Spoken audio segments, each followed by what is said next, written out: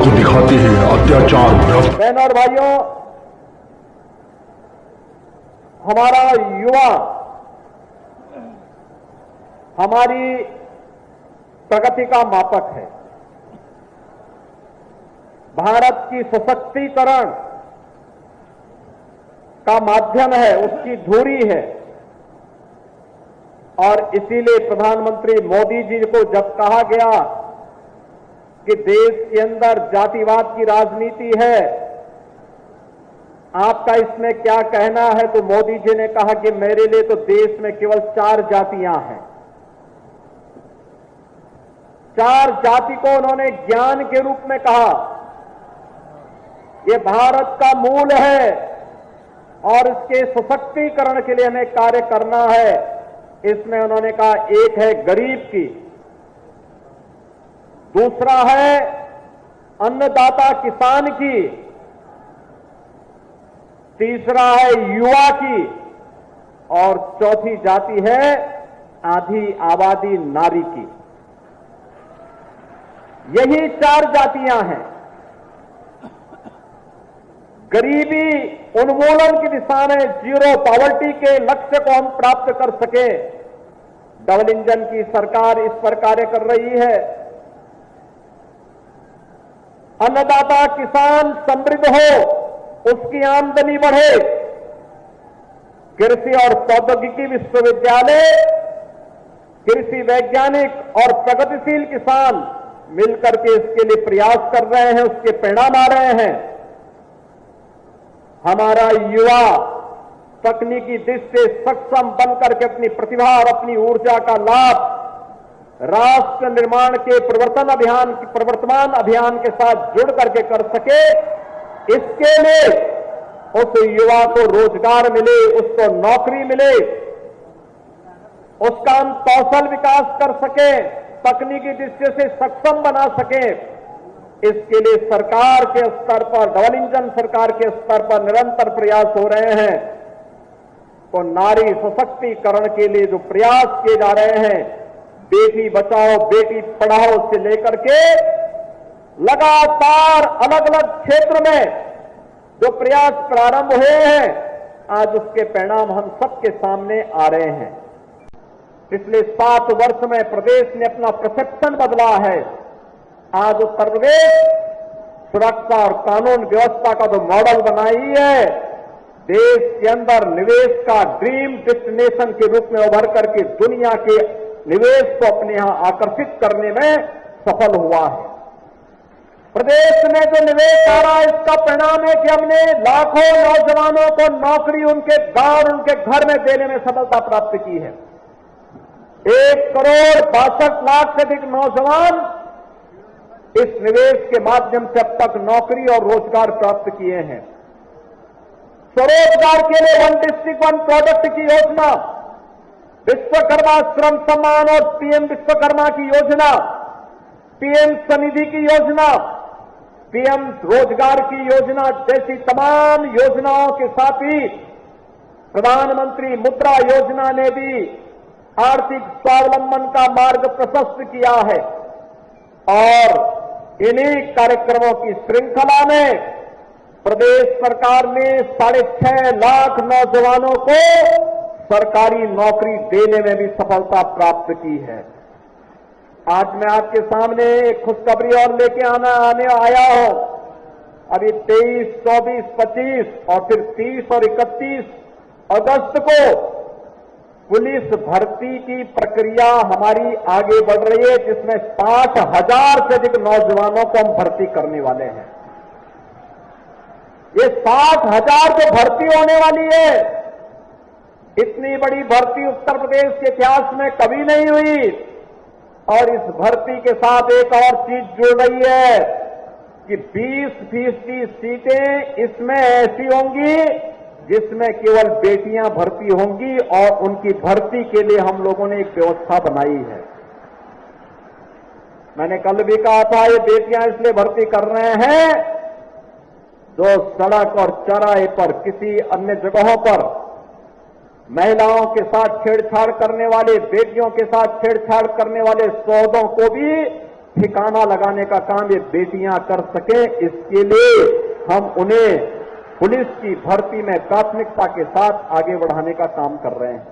कल मैं देख रहा था समाजवादी पार्टी के नेता का बयान में पढ़ रहा था, वो बोल रहे हैं समर्थन कर रहे हैं उन दुष्कर्मियों का जिन्होंने कोलकाता के अंदर एक डॉक्टर के साथ सामूहिक दुष्कर्म करने वाले दुष्कर्मियों का समर्थन कर रहे हैं। तनिक तो शर्म करनी चाहिए। लेकिन बहनों और भाइयों, संस्कार कभी समाप्त नहीं होते। ये वही लोग हैं जो कहते थे दुष्कर्मियों के लिए कि लड़के हैं गलती कर देते हैं। इन लोगों से कैसे आप उम्मीद करते हैं? कैसे उम्मीद करते हैं? ये वही लोग हैं जिन्होंने इसी अयोध्या में एक गरीब अति पिछड़ी जाति की बालिका के साथ हुए रेप की घटना पर बड़ी बेशर्मी के साथ उन अपराधियों को बचाने का काम किया था। और आप बताइए, ऐसे दुष्कर्मियों के खिलाफ कार्रवाई होनी चाहिए कि नहीं होनी चाहिए? कार्रवाई होनी चाहिए कि नहीं होनी चाहिए? अरे बेटी तो बेटी है, उस बेटी को सुरक्षा मिलना चाहिए कि नहीं मिलना चाहिए? और यहां पर भी हमने कार्रवाई की और इनके एक नेता कन्नौज में भी वैसे पकड़े गए, जैसे लगता है पार्टी का चरित्र ही ऐसा हो गया इनकी। और इसीलिए दुष्कर्मियों का बड़ी बेशर्मी के साथ लोग समर्थन कर रहे हैं। लेकिन बहनों और भाइयों, आज भी उनकी वो आदत छूटी नहीं। लेकिन आदत सुधारने के लिए कानून भी है, कानून का डंडा भी है, और कानून का डंडे का इस्तेमाल करके ऐसे दुष्कर्मियों के साथ सख्ती से निपटने का काम तो होगा ही। हमने तय किया है, एक नई योजना हम लेकर के आए हैं, और मैं यहां पे जो नौजवान हैं उनसे भी कहूंगा कि प्रदेश सरकार मुख्यमंत्री युवा उद्यमी योजना लेकर के आगे आ रही है।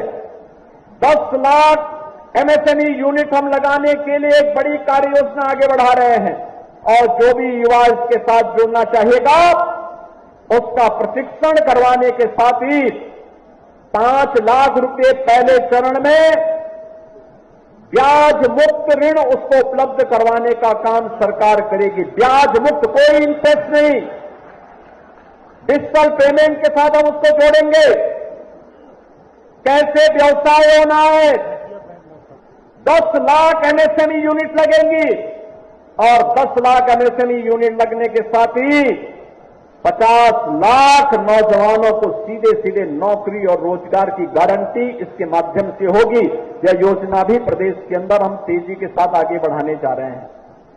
जो युवा स्नातक कर रहे हैं, प्रास्नातक कर रहे हैं, आईटीआई कर रहे हैं, पॉलिटेक्निक कर रहे हैं, इंजीनियरिंग कर रहे हैं, इन सबसे मैं कहूंगा कि हर स्नातक के लिए, डिप्लोमाधारी के लिए, सर्टिफिकेट कोर्स के लिए, डिग्रीधारी के लिए आवश्यक होता है कि फाइनल ईयर में वह अप्रेंटिसशिप की स्कीम के साथ जुड़े या अपना कोई प्रोजेक्ट सबमिट करे। हमने तय किया है ऐसे युवाओं को हम लोग इनरोल करेंगे। इनरोल करने के साथ उसको कहेंगे कि तुम्हें इस विषय पर अपना प्रोजेक्ट वर्क पूरा करना है, और प्रोजेक्ट वर्क पूरा करते समय उस युवाओं के रजिस्ट्रेशन के साथ हम उसकी स्टडी रिपोर्ट अपने आप प्राप्त करेंगे, और उसको एक निश्चित मानदेय के साथ उस इकाई के साथ जोड़ने का काम करेंगे, जिसमें आधा मानदेय इकाई देगी और आधा सरकार उसे उपलब्ध करवाएगी। तो वह जब पढ़ाई करने के अंतिम वर्ष में जाएगा, अंतिम वर्ष में जाने के बाद फिर वह अपने पैरों पर आत्मनिर्भर हो जाएगा, अपने मां बाप पर तब आश्रित नहीं रहेगा। और बहनों और भाइयों, इस स्कीम का भी लाभ लेने की आवश्यकता है कि जिन लोगों को आज अयोध्या का ये विकास अच्छा नहीं लगता, तो उन्होंने सोशल मीडिया हैंडल का दुरुपयोग करके दुष्प्रचार करना प्रारंभ कर दिया। एक दिन आया कि 13,000 लैंड, अयोध्या की 13,000 एकड़ लैंड 3 लोगों को आवंटित कर दी गई। मुझे बताओ, क्या अयोध्या प्रॉपर में 13,000 एकड़ लैंड है क्या? पहले तो उनकी बुद्धि और विवेक पर ही मुझे संदेह होता है जो लोग इस प्रकार की न्यूज देते हैं। दूसरा, अयोध्या में कोई भी लैंड आवंटित नहीं की गई, तो इस प्रकार की फेक न्यूज क्यों देते हैं? एक दिन फिर दूसरी न्यूज आती है कि अयोध्या में धर्मपथ और रामपथ पर 3800 स्ट्रीट लाइट चोरी हो गई। यानी अयोध्या की जनता को और अयोध्या वासियों को कटघरा में खड़ा करने का ये प्रयास ये विपक्षी दलों के लोग करते हैं। सच्चाई क्या थी? वेंडर को मार्च तक स्ट्रीट लाइट लगानी थी, चुनाव के कारण नहीं लगाया। बाद में उसने विपक्षी दलों के साथ मिलकर के ये साजिश की कि ये पैसा निकाल सकें।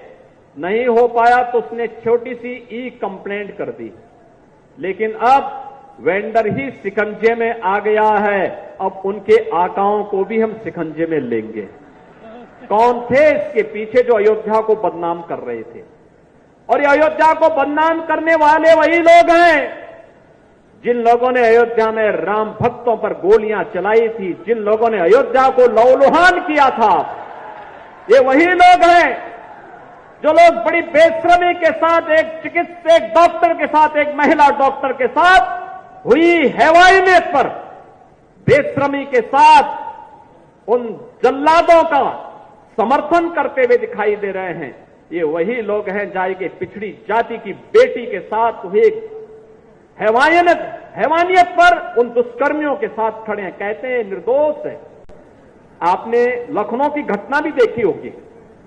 लखनऊ में एक बेटी अपने पिता के साथ और भाई के साथ बाइक से जा रही है, अचानक बारिश हो गई, पानी जमा हो गया।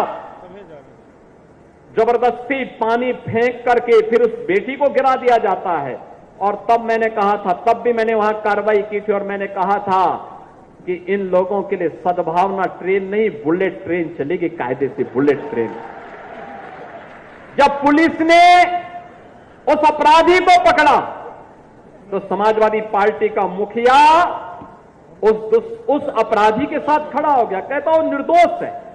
यानी निर्दोष, इन्होंने हर दुष्कर्मी को, हर अपराधी को निर्दोष साबित करना अपने जीवन का लक्ष्य मान लिया है। लेकिन बहनों और भाइयों, ये यूपी में नहीं होने पाएगा। उत्तर प्रदेश बदल चुका है, नए भारत का नया उत्तर प्रदेश। उत्तर प्रदेश की 25 करोड़ जनता को विकास की मुख्य धारा के साथ जोड़ करके उनके जीवन में परिवर्तन लाना चाहता है।